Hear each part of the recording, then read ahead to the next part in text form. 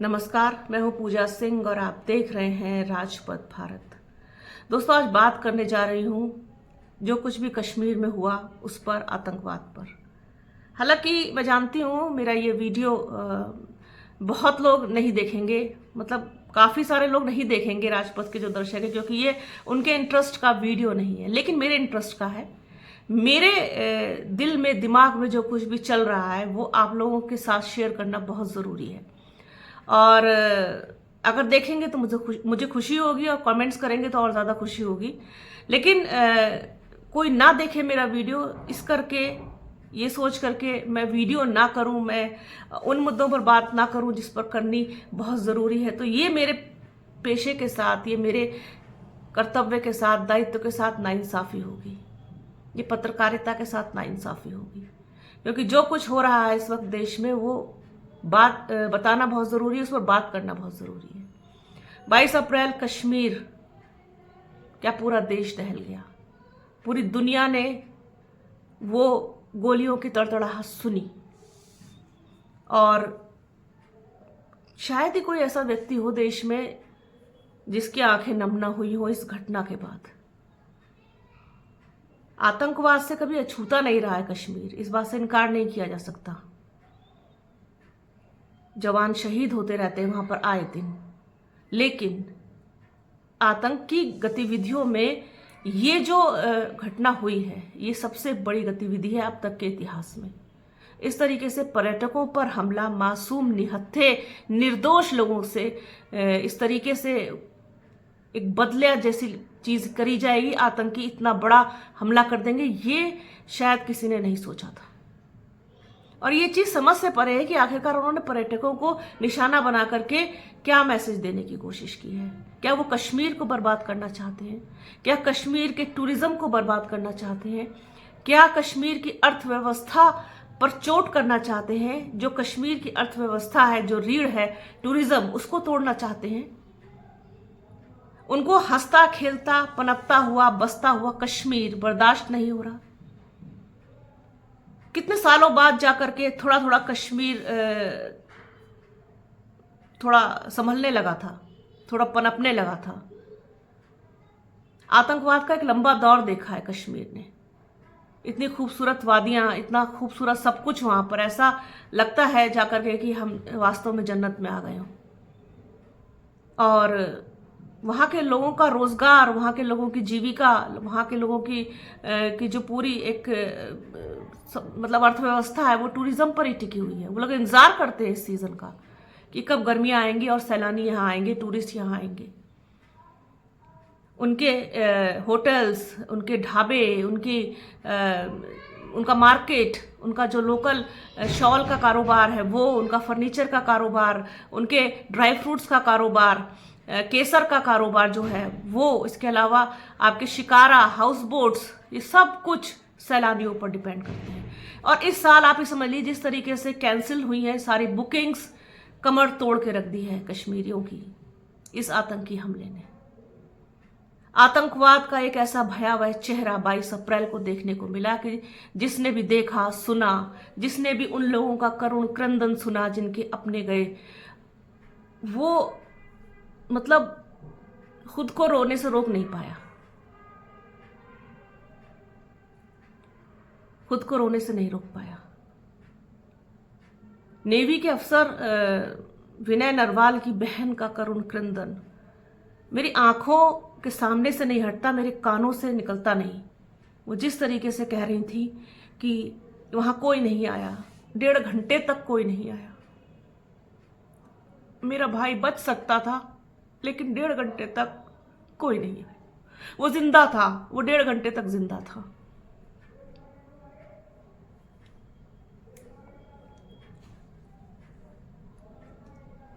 अपनों के खोने का दर्द वही समझ सकता है जिसने अपने किसी को खोया हो। बदहवासी की वो स्थिति आदमी चाहकर भी नहीं समझ सकता। कहने को कुछ भी कह लें, किसी पर भी इल्जाम लगा लें, उसके लिए किसी को भी दोष दे लें, धर्म पूछ के मारा, धर्म, एक विशेष धर्म के वो लोग थे। उसके बाद सब लोगों को टारगेट करना, सब लोगों को सुनाना, किसी को काम से निकाला जा रहा है, किसी को नौकरी से निकाला जा रहा है। आगरा में एक मुस्लिम युवक की हत्या कर दी कि हम 26 का बदला 2600 से लेंगे। मतलब इस तरीके की बकवास अब शुरू हो गई है देश में। और जबकि आतंकवाद के खिलाफ पूरा देश एकजुट होकर के खड़ा हो गया। जिस तरीके से आज जुमे की नमाज में लोग काली पट्टी बांधकर मस्जिद पहुंचे, अपने बाजू पर काली पट्टी बांध करके मस्जिदों में पहुंचे और वहां पर जो शहीद हुए लोगों उनके लिए दुआ की, उनके परिवार वालों के लिए दुआ की, उनके परिवार वालों को ऊपर वाला सब्र दे, ऐसी दुआ की। और सड़कों पर जिस तरीके से मुस्लिम कम्युनिटी उतरी, ये एक बड़ा मैसेज है, बहुत बड़ा मैसेज। कैंडल मार्च निकाले गए, कॉलेज की बच्चियों ने, कश्मीर की कॉलेज की बच्चियों ने सड़क पर उतर करके मार्च निकाला, हाथों में तख्ती, बैनर, पाकिस्तान मुर्दाबाद, आतंकवाद मुर्दाबाद, दहशत नहीं बर्दाश्त करेंगे, दहशत नहीं चाहिए इस देश में, आतंकवाद नहीं चाहिए इस देश में, हम सब एक हैं, एक हैं। इस तरीके की तमाम जगहों से खबरें आ रही हैं, वीडियोस आ रहे हैं। और जिस तरीके से कश्मीरियों के लिए लोगों ने अपना स्नेह दिखाया है, उन पर अपना भरोसा दिखाया है, वो वाकई काबिल तारीफ है। एक सिंगल भी वीडियो ऐसा नहीं आया। आतंकवादियों ने जो किया, धर्म पूछ के मारा, फुर्सत से मारा, टाइम लेके मारा, सुरक्षा नहीं थी, सुरक्षा में चूक हुई, सरकार का बड़ा फेलियर है, सब अपनी जगह है। लेकिन जब ये अटैक हुआ उसके बाद जिस तरीके से घोड़े, खच्चर वाले जो भी लोग थे, कोई बच्चों को अपनी पीठ पे लेके भागा, कोई किसी व्यक्ति को अपनी कमर पे लेकर के भागा, बचा करके, आप लोग निकलिए जल्दी यहाँ से, आप लोग निकलिए, आप लोग सुरक्षित जगह पर पहुंचिए। मिलिटेंट्स ने अटैक किया है। उसके बाद अपने घरों में शरण दी, पानी पिलाया, बिठाया, खाने को पूछा, हर चीज को पूछा, टैक्सी फ्री की, आप ये देखिए कि ऑटो फ्री किए और होटल्स फ्री कर दिए, इतना सब कुछ फ्री किया। जहां तक हो सकता था वो जो भी कर सकते थे उन्होंने मदद की। वहां पर जितने भी लोकल लोग थे, उनके तमाम वीडियोस तमाम सोशल मीडिया साइट्स पर वायरल हैं, आप लोग चाहें तो जाकर देख सकते हैं। अब तक आप लोगों ने देख भी लिए होंगे। इसी वजह से वो जो नैरेटिव बहुत जोर शोर से चला, वो नैरेटिव कहीं थोड़ा दबा, इसी वजह से कि हर किसी ने कश्मीरियों की, वहां के लोकल लोगों की तारीफ की। तो पूरा देश एकजुट होकर के कंधे से कंधा मिलाकर खड़ा हो चुका है आतंकवाद के खिलाफ, दहशत के खिलाफ, दहशतगर्दों के खिलाफ। सरकार से बदला लेने की मांग की जा रही है कि इन पर इतनी कड़ी कार्रवाई हो, सख्त कार्रवाई हो कि एक मिसाल बन जाए और दोबारा कभी ऐसा करने की ना सोचें। पाकिस्तान को सबक सिखाया जाना चाहिए। एक सीनियर जर्नलिस्ट है वर्षा मिर्जा, उन्होंने एक लेख लिखा है, एक पोस्ट लिखी है, मैं आप लोगों के साथ शेयर करना चाहती हूँ। ये पूरा वीडियो का जो दारोमदार है, जो एक निचोड़ आप कह लीजिए, वो इस लेख पर आकर के खत्म होगा। अगर आप लोग सुनेंगे, ध्यान से समझेंगे, तो आप लोगों को शायद मेरी बात समझ आएगी और एक ये मैसेज जाएगा दूर तक कि इंसान कोई बुरा नहीं होता, इंसान सब अच्छे हैं और उन्हीं इंसानों में से चंद ऐसे लोग हैं जो हैवान हैं। वर्षा लिखती हैं कि रो रही है झेलम कश्मीरियत के। हाँ, झेलम मंगलवार की रात से रो रही है, कश्मीरियत के कत्ल पर रो रही है, क्योंकि यही वह नदी है जो कश्मीर की जीवन रेखा है और गवाह है धरती के इस खूबसूरत हिस्से को भोगी हुई पीड़ाओं की। इसने जाना है कि धरती का स्वर्ग कहलाने के बाद आतताई किस तरह पहले लालची नजरों से देखते हैं, फिर खूनी वार करते हैं। इसने देखा है कि शातिरों ने इसके अपने बच्चों के हाथों में कैसे बंदूकें थमा दी, लेकिन अब इसने चाहा है कि इस बेहद सुंदर जगह को जिन बुरी नजरों ने घेर रखा है, उनकी शिनाख्त जरूरी है। झेलम का जार जार रोना जारी है, क्योंकि जिन मासूम बेगुनाहों का खून उसने देखा है, वह उसे भीतर से सुखा दे रहा है। वह नई नवेली दुल्हन जो अपने पति के शव के पास बिलख रही है, झेलम उसके दुख को झेल पाने में नाकाम है। इसे कश्मीरी आवाम ने भी उसी तरह महसूस किया है और यही वजह है कि गमजदा होकर वह सड़कों पर है, मशाल लेकर विरोध प्रदर्शन कर रही है, अपने शहर बंद कर रही है। जम्मू से श्रीनगर तक यही भावना है। जैसे अभी चुप रहेंगे तो आगे बड़े गुनाहों के भी भागी होंगे। वह गुहार लगा रही है, बंद करो ये खूनी हिंसा बंद करो। वह शर्मिंदा है कि अपने मेहमानों को बचा नहीं सकी। वे लगातार बोल रहे हैं, लिख रहे हैं कि हम शर्मिंदा हैं और इस कुकृत्य पर हमारा सर शर्म से झुका हुआ है। हिंदी पट्टी का सोशल मीडिया अगर बहस कर रहा है कि धर्म पूछकर मारा या सरकार के इंटेलिजेंस की नाकामी है या बिना फोर्स के उस जगह तक पर्यटकों को जाने की अनुमति क्यों थी, तो कश्मीर के लोग लिख रहे हैं कि कोई भी कहानी ऐसे अंत के लिए नहीं बनी है। यह तस्वीर हमेशा हमेशा के लिए कश्मीर को दर्द देती रहेगी। आतंकियों ने धर्म पूछा फिर मारा, यह बात हर एक के दिल में घर कर गई। जो केवल यही सच है तो फिर अनंतनाग के सैयद हुसैन शाह को किसने मारा? मृतकों में उनका नाम क्यों है? वहां से लौटने वालों का कहना है कि वह सैलानियों की जान बचाते हुए कुर्बान हुआ। लेखक आशुतोष कुमार लिखते हैं, अगर आप इतना ही याद रखेंगे और यह भूल जाएंगे कि हमले के दौरान और उसके ठीक बाद घायलों को अपने कंधों पर या घोड़ों से अस्पताल पहुंचाने वालों ने न धर्म पूछा न जाति, तो आप आतंकवादियों की ही मदद कर रहे हैं। अस्पतालों में डॉक्टरों और नर्सों ने बहुत कम सुविधाओं के साथ अपनी भूख, प्यास, नींद सब भूलकर घायलों का इलाज किया, जिससे मृतक संख्या को नियंत्रित किया जा सका। अगर आप इसे भूल जाएंगे तो आप आतंकवादियों की ही मदद कर रहे हैं। बहुत देर तक कोई सरकारी सहायता नहीं पहुंच पाई, कोई वाहन नहीं थे। तब स्थानीय लोग घरों से बाहर निकले और अपनी जान की बाजी लगाकर उन लोगों को रेस्क्यू किया जो हमले की जद में थे। अगर आप यह भूल जाएंगे तो आप आतंकवादियों की ही मदद कर रहे हैं। सारा का सारा जम्मू कश्मीर इस जघन्य हत्याकांड के विरोध में उठ खड़ा हुआ। बिना किसी भय और हिचक के उन्हें संदेश दिया गया कि कश्मीर का बच्चा बच्चा उनके खिलाफ तन कर खड़ा है। अगर आप ये भूल जाएंगे और केवल हिंदू मुस्लिम नफरती पोस्टर बनाने वालों को याद रखेंगे तो आप आतंकवादियों की ही मदद कर रहे हैं। पोस्टर की बात करें तो छत्तीसगढ़ भारतीय जनता पार्टी का ये एक पोस्टर सोशल मीडिया पर खूब प्रचार पा रहा है। पोस्टर में पति के शव के साथ स्केच है और उस पर लिखा है, धर्म पूछा जाति नहीं। याद रखेंगे।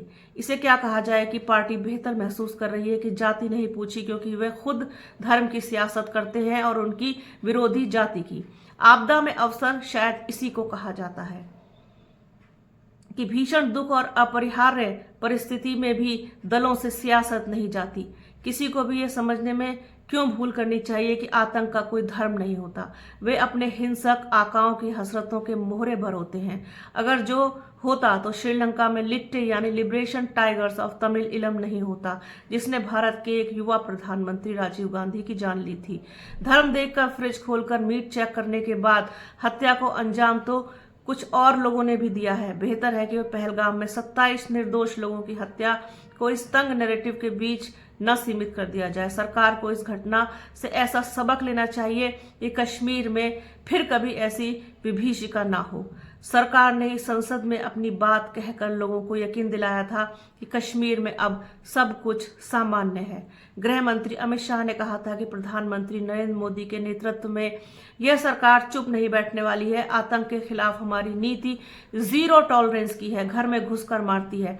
अब जो हुआ यह उन सैलानियों के यकीन का कत्ल है।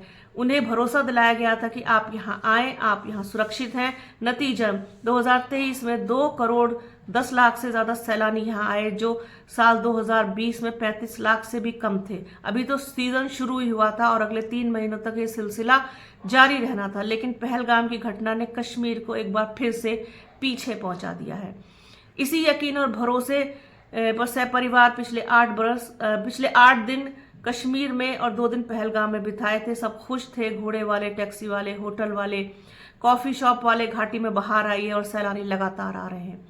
ऑटो और शिकारा चलाने वाले भी बेहद खुश थे। इस बार टूरिस्टों की संख्या ने उनके घर, दुकान, गाड़ियों के लोन अदा करवा दिए।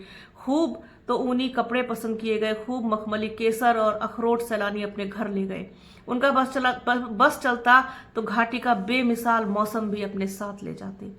वह आता भी तस्वीरों में कैद होकर, लेकिन पहलगाम के इन पर्यटकों के साथ ऐसा नहीं हुआ। श्रीनगर में जहां कदम कदम पर फौजी नंगी स्टेन गनों के साथ मुस्तैद नजर आए थे, वहां वैसा पहलगाम में नहीं दिखा था। पहलगाम यानी चरवाहों का गांव, और वाकई लिद्दर नदी के हमराह यहाँ सिर्फ घोड़े ही घोड़े नजर आते हैं।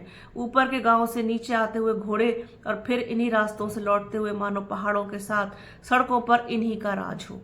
वहां के गुर्जर चरवाहों की यही रोजी है। सर्दियों में वे अपने बनाए गर्म कपड़ों को लेकर भारत के मैदानों में आते हैं। टूरिस्ट पहलगाम से टैक्सी लेकर आसपास के स्थानों पर दिन भर घूमकर पहलगाम लौट जाते हैं। आरू वैली, बेताब वैली, चंदनवाड़ी जो अमरनाथ यात्रा का बेस पॉइंट है, बैसरन घाटी जैसी कई पिकनिक स्पॉट तक सैलानी आते हैं। इस यात्रा ने जिस बात की अभिभूत किया था वह थी कश्मीरियों की मेजबानी। वे सैलानियों को बहुत सम्मान देते हैं। गलती से भी आप किसी ऐसी जगह पहुंच जाते हैं जो टूरिस्ट के लिए नहीं है, तब भी वे आपकी आओ भगत करते हैं। पहलगाम के आतंक ने उन्हें भीतर तक हिला दिया है। वे सड़कों पर निकल पड़े हैं। उनका विरोध और भारत सरकार के पाकिस्तान को मजबूत जवाब देने की नीयत, दोनों का एक साथ आना कश्मीर के हालात को बदल सकता है। फिलहाल जवाब तो इस बात के ढूंढने होंगे कि इन सैलानियों की सुरक्षा के लिए कोई जवाबी कार्रवाई नहीं देखी गई। सुरक्षा बल वहां क्यों नहीं थे? ये चूक क्यों हुई? बैसरन घाटी का हमला पुलवामा के बाद का सबसे बड़ा हमला माना जा रहा है। इतना बड़ा इंटेलिजेंट फेलियर कैसे हुआ? जो कोई इनपुट मिले थे तो सुरक्षा क्यों नहीं बरती गई, और जो नहीं मिले तो ये कैसे संभव हुआ? मुख्यधारा का मीडिया और हिंदी के ज्यादातर अखबार धर्म के नैरेटिव को सेट करने में लगे हैं। जिम्मेदार देश को यूं बांटने और अस्थिर करने की साजिश पर मौन क्यों है? कश्मीर के अखबारों ने काली जगह छोड़कर विरोध जताया है। कश्मीर टाइम्स ने अपनी एक स्टोरी में बताया कि पहलगाम की किशोरी रुबीना, जो वहां पर्यटकों को नन्हे खरगोश बेचती है, उसने अपने छोटे से घर को सैलानियों के लिए सुरक्षित आवास में बदल दिया, और वह उसकी बहन मुमताज 3 बार पार्क में गए और घायलों को सुरक्षित नीचे अपने घर लेकर के आए। आज रुबीना है, कल 16वीं सदी में शायरा हब्बा खातून थी, जिनका संदेश केवल मोहब्बत रहा है। दोनों ने हर हाल में कश्मीरियत को जिंदा रखा। हब्बा खातून जूनी, जिनके प्रेम में पगे लोकगीत आज भी गाए जाते हैं, वह शायरी जैसे उन्होंने अपने साथ उन जोड़ों के लिए भी लिखी थी जो इस दुर्दांत आतंकी घटना में बिछड़ गए। बहुत ही मार्मिक लेख वर्षा मिर्जा का, सीनियर जर्नलिस्ट हैं, मैंने आप लोगों के सामने रखा। अब आप लोग खुद इस बात को तय करें कि कश्मीर में जो हुआ उसमें किसकी गलती, कश्मीर में जो हुआ वो नहीं होना चाहिए, उसके लिए क्या इंतज़ाम ऐसे किए जाएं, कश्मीर में एक बार फिर से रौनक आए, बहार आए, सैलानी एक बार फिर वहाँ विश्वास के साथ जा सकें, कश्मीर एक बार फिर से सैलानियों का विश्वास जीत पाए। तो ये मेरे लिए बहुत ज़रूरी था, अपने दिल को, अपने दिमाग को, अपने जहन को हल्का करना आप लोगों के साथ इसको शेयर करके। तो बने रहिए हमारे चैनल के साथ। उम्मीद करती हूँ ये वीडियो आपको पसंद आएगा।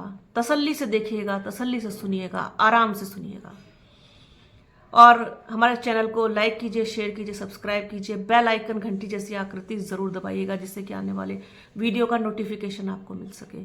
ज़्यादा ज़्यादा शेयर कीजिएगा। अपना और अपनों का बहुत ख्याल रखिए। जल्द मिलूंगी आपसे एक नए वीडियो में, एक नए मुद्दे के साथ, एक नई चर्चा में। तब तक के लिए जय हिंद।